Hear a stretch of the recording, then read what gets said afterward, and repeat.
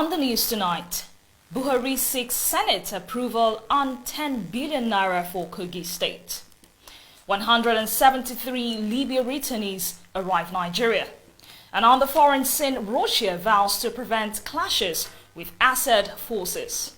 And in sports, Bulgaria football chief resigns after racist abuse at England match.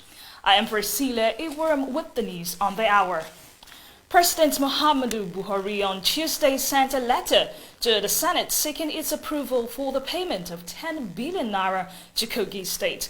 Buhari said the money would be used by the state government to settle local debts it incurred as a result of the project executed on behalf of the federal government, adding that his request was based on the resolution passed by the 8th Senate. The president noted that 24 out of 25 state governments had received the approval of the National Assembly for the settlement of claims on a project executed on behalf of the federal government since the 8th Senate passed the resolution. He added that 10.069 billion naira was the outstanding amount due to Kogi State government, which is the only state yet to receive a refund. The Senate President Ahmed Lawan referred Buhari's request to the Senate Committee on Local and Foreign Debt for further legislative work. The federal government has disclosed that 6 modular refineries it licensed would soon commence operations in the country in fulfillment of President Muhammadu Buhari's commitment to grow local content in the Niger Delta region. Senior Special Assistant to the President on Niger Delta Affairs, Edobo Iyamu, made this known in Uyo on Tuesday at a dialogue on critically appraising mechanisms used to transfer benefit of resource extraction to the Niger Delta region. Iyamu said Buhari is determined to ensure that the people of Niger Delta benefit from the opportunities that accrue from oil exploration in the area.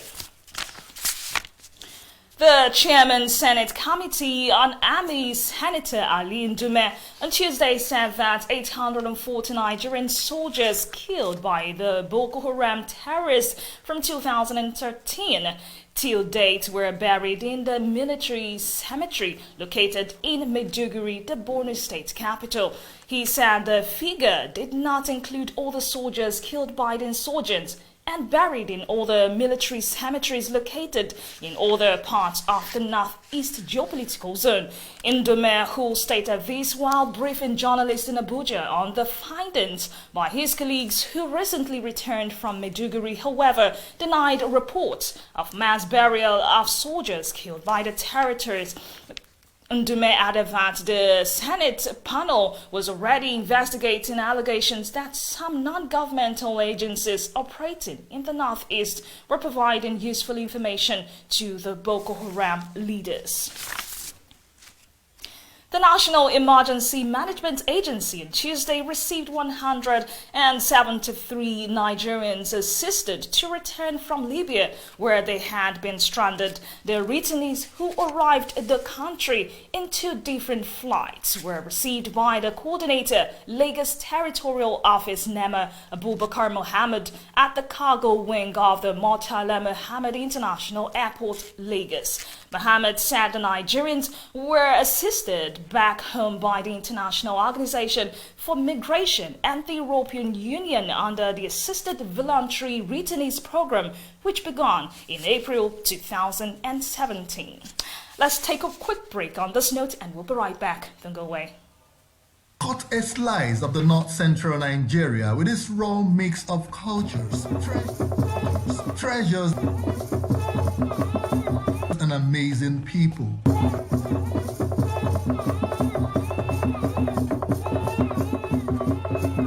Bask in the vibrant glory of the beauty of nature with striking landscapes. Harness the best from agriculture, commerce and entrepreneurship. Put in a mix of local politics and governance from a resourceful people with amazing lifestyles, and you are right in the center of the northern Nigeria. North Central Journal a compendium of people, places, news and views, all in an amazing mix that bears it all. Only on Television Nigerian.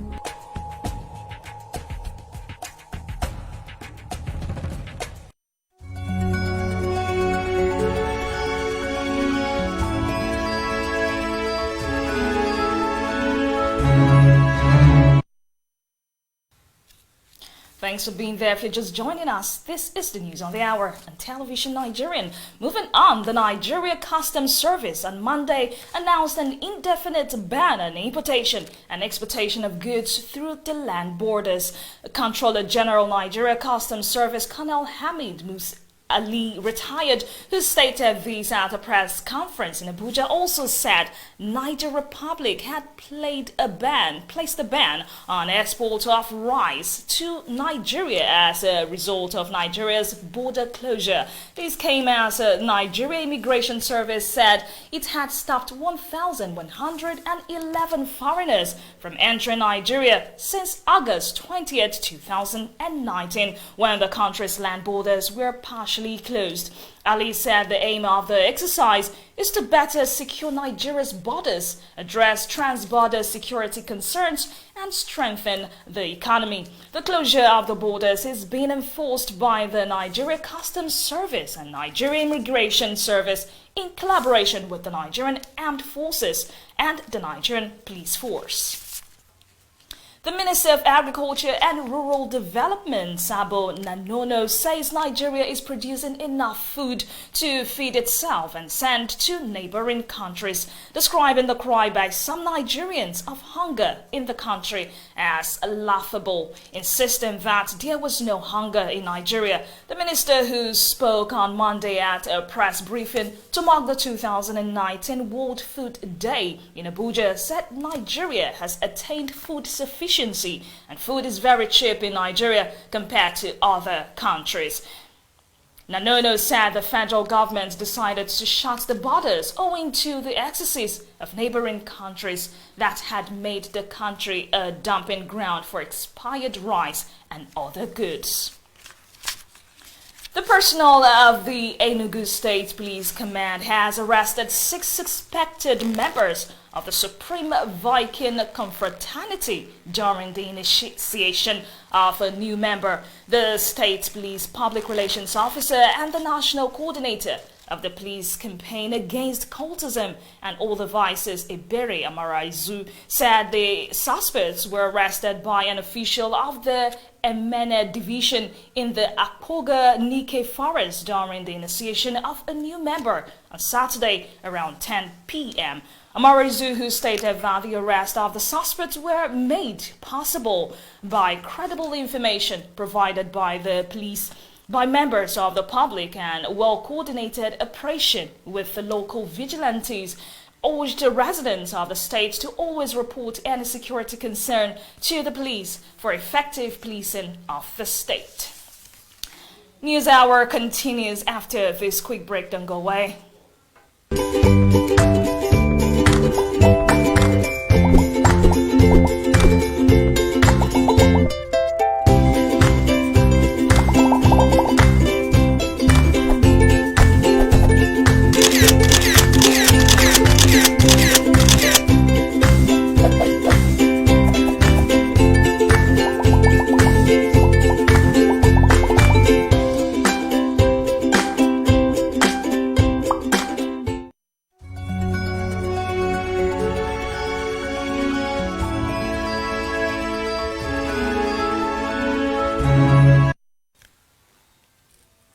Welcome back. You can watch us on our social media platforms via Television Nigerian. On the foreign scene, Russia says it will not allow clashes between Turkish and Syrian forces as Turkey's military offensive in northern Syria continues. Moscow's special envoy for Syria, Alexander Lavrentiy, described the clashes as unacceptable, stressing that the offensives will not be allowed to persist Critics say the withdrawal of U.S. troops from the region announced last week gave Turkey a green light. Russia is a key military ally of Syrian leader Bashar al-Assad, and Russia's defense ministry said its forces, which have been deployed in Syria since 2015, were patrolling along the line of contact between Syrian and Turkish forces. At least 22 people were killed in a landslide in Ethiopia after heavy rains pounded the southern region on Sunday. Fasika Malugeta, a communication officer, said the disaster in Kunta district, Dauro zone, saw waves of mud destroy 5 homes, killing residents and animals, adding that 13 of the victims are women. According to Malugeta, an operation to retrieve the bodies is underway, with rescuers using an excavator to dig through the mud, noting that the 17 bodies have been recovered since the commencement of the rescue operation. Opposition members and civil society groups outraged by a potential revision to Guinea's constitution that would allow President Alpha Conde to seek a 3rd term in office are calling for a second day of protest. At least 4 people were killed in Monday's clashes. Live ammunition and tear gas were reportedly fired in clashes between demonstrators and security forces. Hours beforehand, the capital city, Conakry, came to a standstill as news of the planned protest spread. Schools and businesses were closed and roads mostly deserted. The government has described the protesters as unpatriotic and irresponsible.